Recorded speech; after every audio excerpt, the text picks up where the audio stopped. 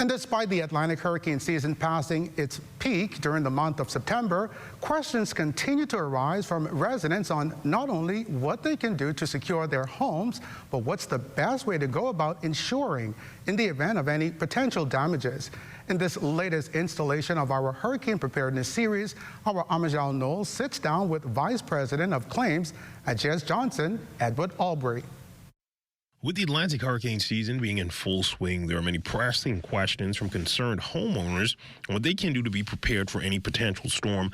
Vital among them is ensuring that they have the best hurricane coverage policy and if and when it should be updated. Vice President of J.S. Johnson Insurance Agents and Brokers, Edward Albury.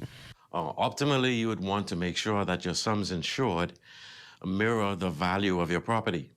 And one of the ways to do that is to have a professional appraisal done at regular intervals, perhaps maybe every 3 years, so that you know what the value of your home is and you can match that to the sum insured. Albury also explaining how some home renovations can affect a homeowner's policy. Anything that you do to your house, any improvements or whatever, you want to make sure and let your insurer know. Because if you say, for example, you buy a generator or you add a section to your house, these changes change the values that are involved. And so your insurer should know so they can tell you whether or not your insurance should be adjusted to match the changes in the value. So any changes that change the risk, right, or the value of the properties, they should be updated and notified to your insurer. Now, the frequently asked question is what exactly is covered in your home? Generally, people think that all the contents in their home are covered by their contents insurance. That's not essentially true.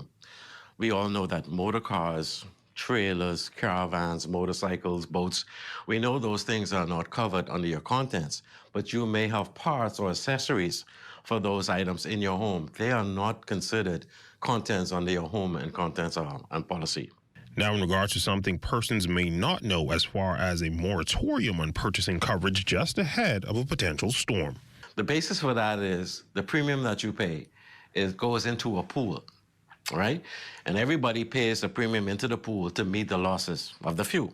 So if you just try to jump in at the last minute, you're not really putting any money into the pool, and we may have to pay for a total loss of your house. So hence the reason for putting out a moratorium just before an event is upon us.